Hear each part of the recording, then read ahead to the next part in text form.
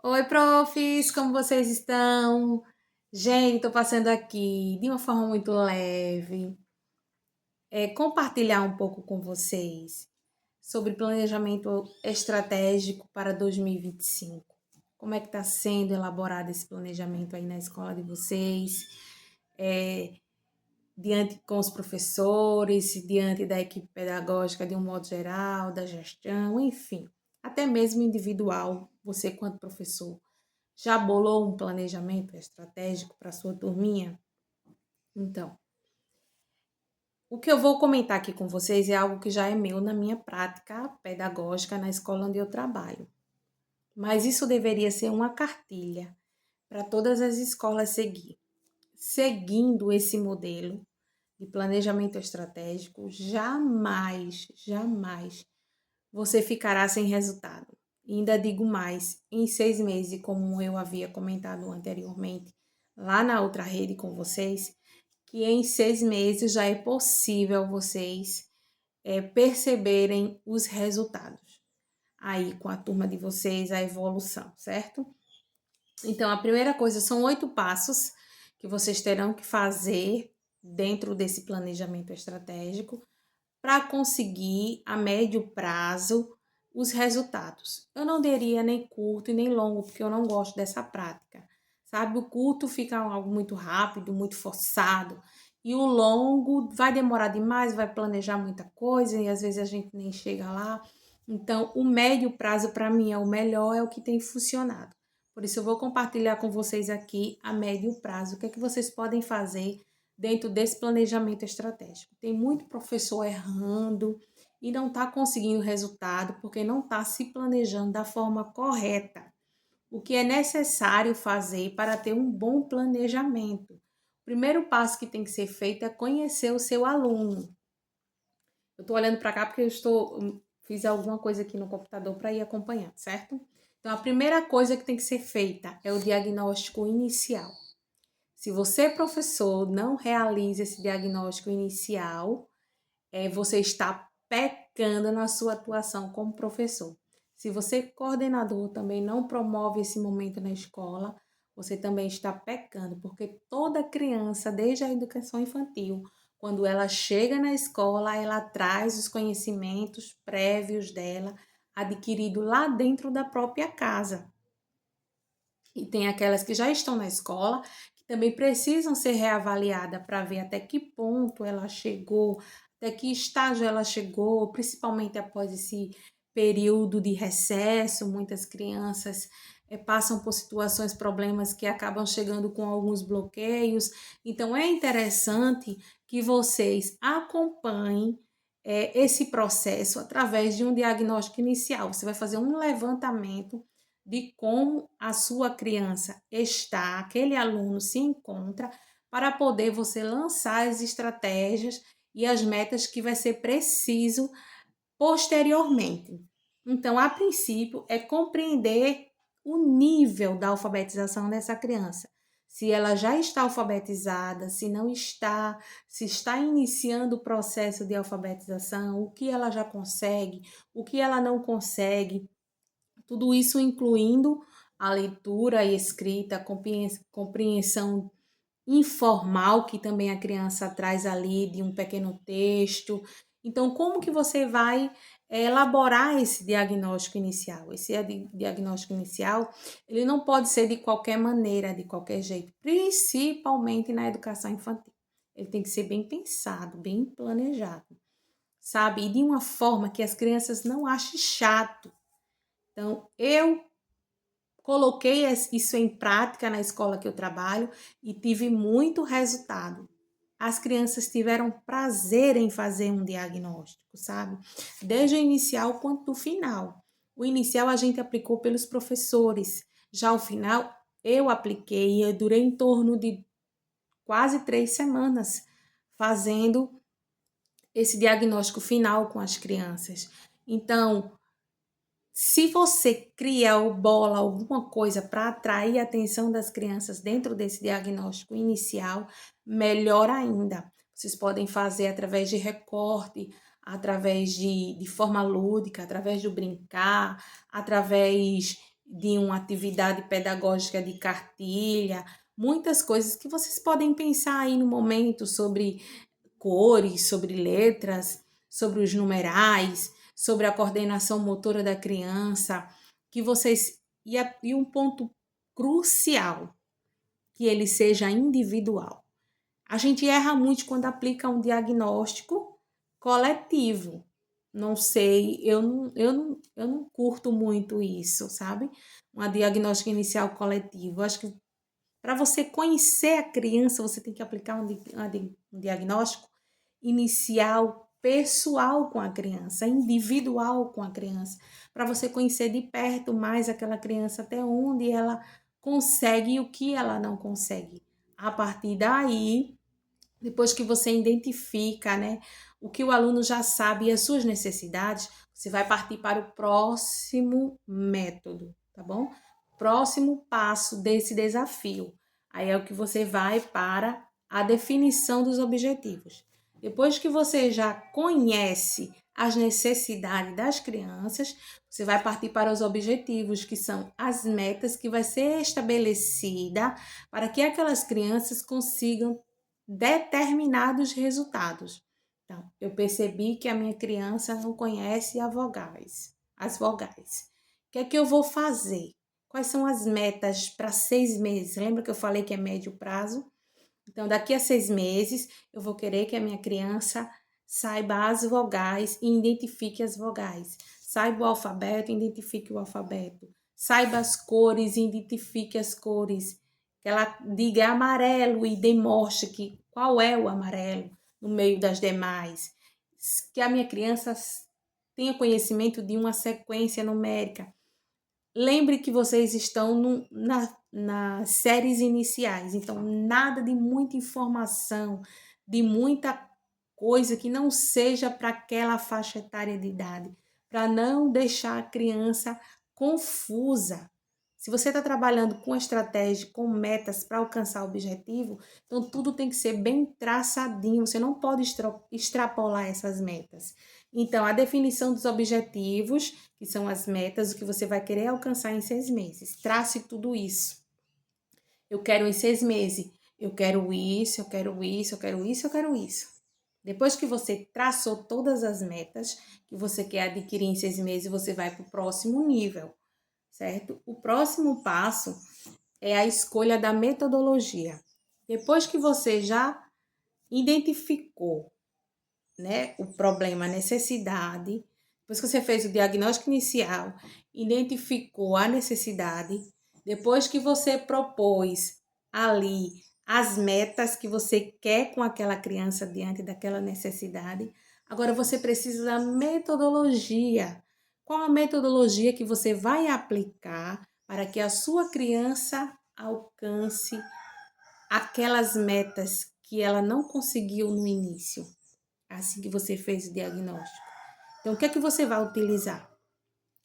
Eu vou utilizar uma cartilha com alfabeto, eu vou utilizar cores, eu vou utilizar uma atividade onde as crianças possam brincar com as letras, identificando o nome das outras crianças.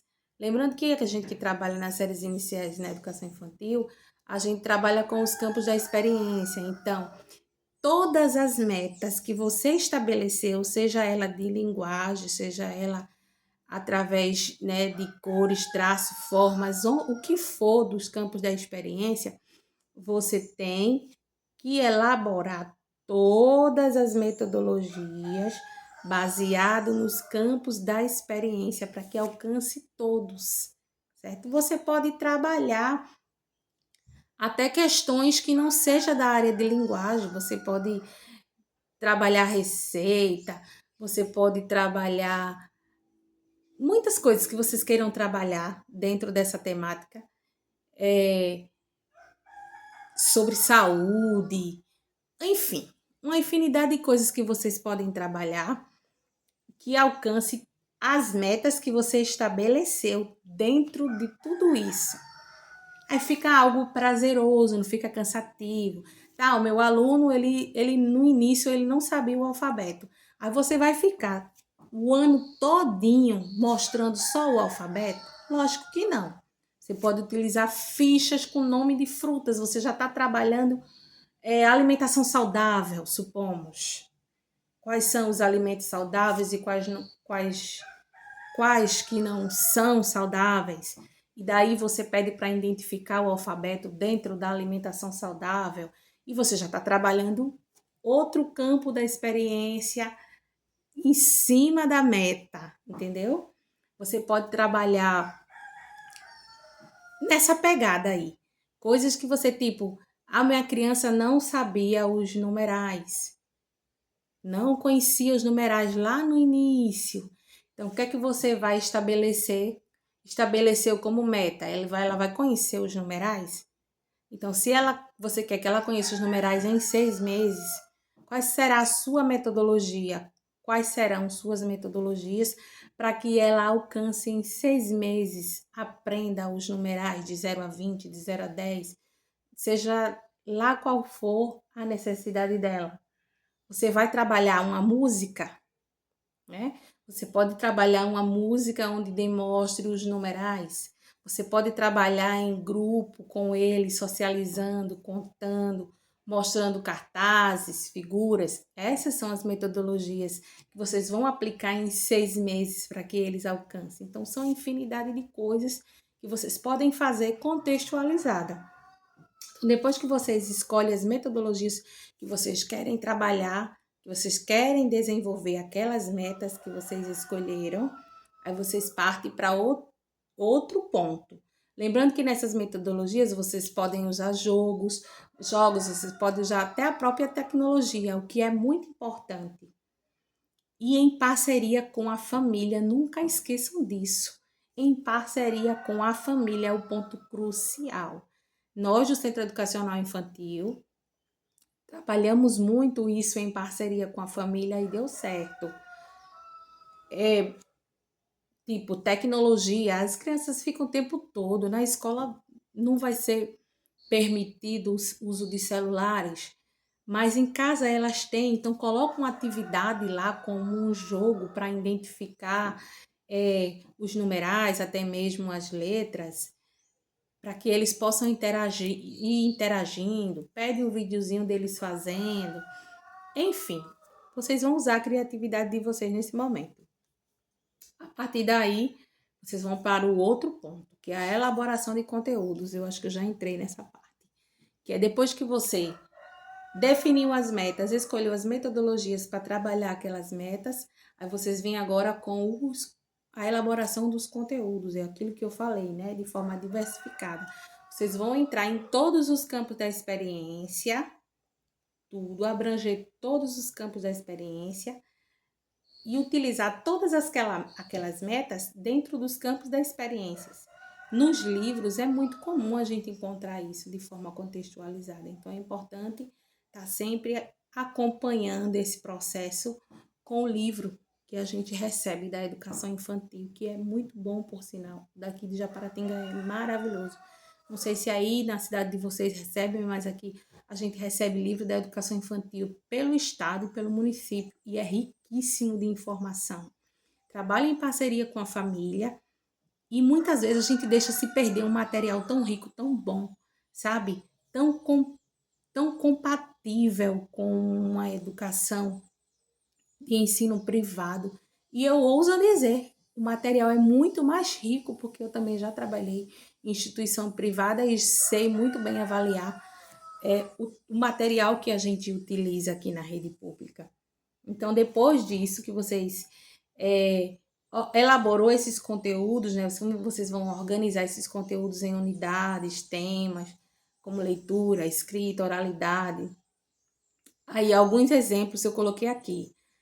Uns conteúdos que vocês podem trabalhar nesse período de 6 meses. Letras e sons, alfabeto, fonemas, a formação de palavras, vocês podem trabalhar sílabas, rimas, leitura de contos, história, produção textual, escrita de frase, pequeno texto, tudo nessa fase, nesse período de 6 meses, vocês faz com que a criança ela aprenda esse primeiro ponto, alfabeto, fonemas.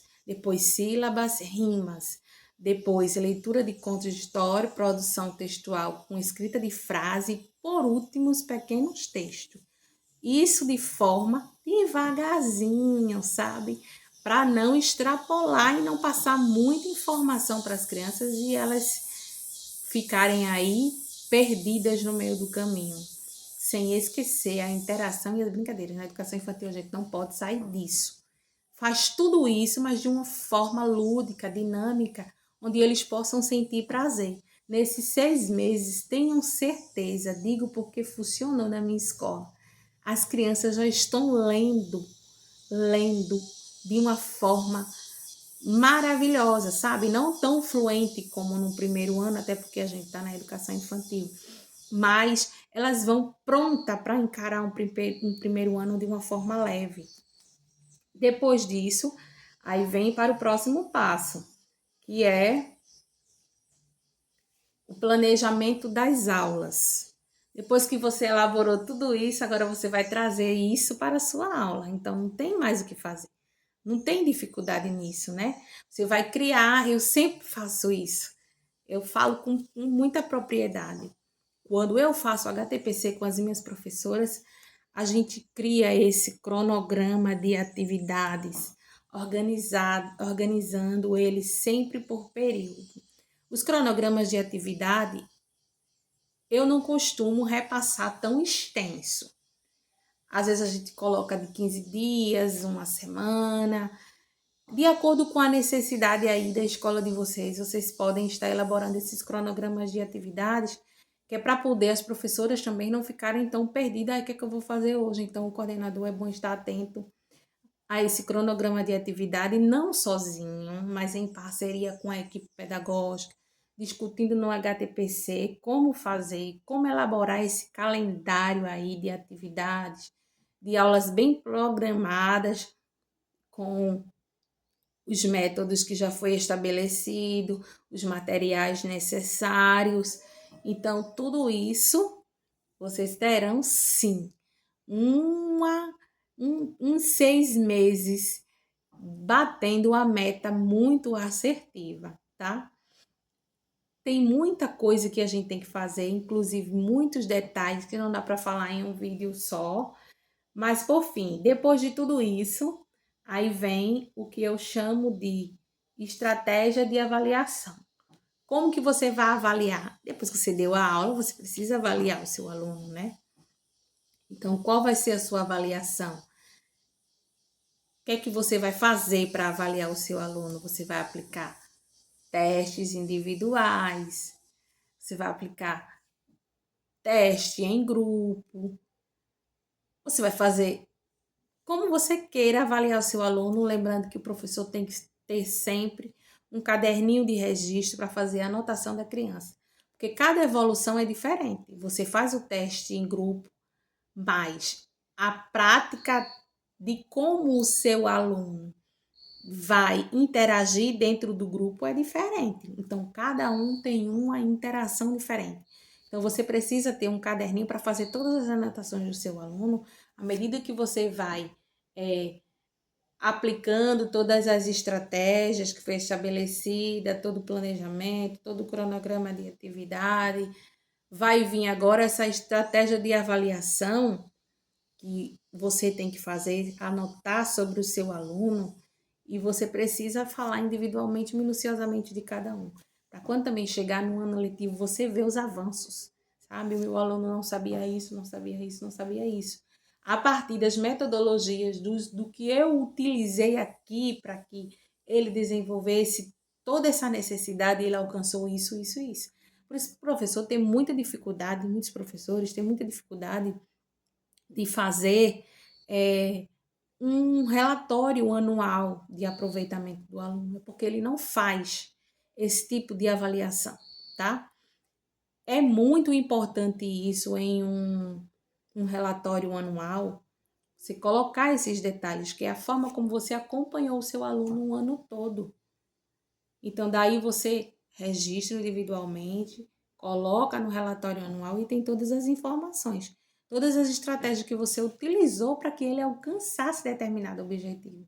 a gente pontua muita coisa negativa, muitos pontinhos negativos das nossas crianças, onde a gente poderia estar pontuando e registrando os avanços. Como será diferente esses registros?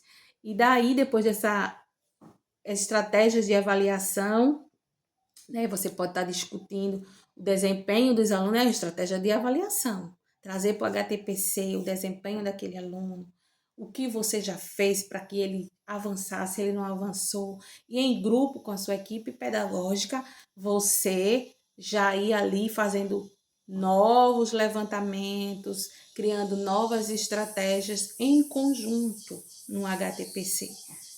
E por fim, são muitas informações, é muita coisa. Por fim, esse ponto aqui é show de bola, que é o envolvimento da comunidade ou família. Depois que você fez tudo isso, agora imaginem a família, ó, aplaudindo a escola, aplaudindo o professor, aplaudindo a coordenadora, aplaudindo a gestão da escola pelos resultados obtidos durante todo esse processo. Minha gente, não tem como dar errado. Só tem como dar errado quando a gente não tem gosto pelo que a gente faz. Quando a gente tem gosto pelo que fazemos, a gente avança de um jeito acelerado que vocês nem me perguntem, porque eu sou suspeita de falar, tá bom? Não sozinha, com a minha equipe, que é show de bola. Eu não canso de dizer isso.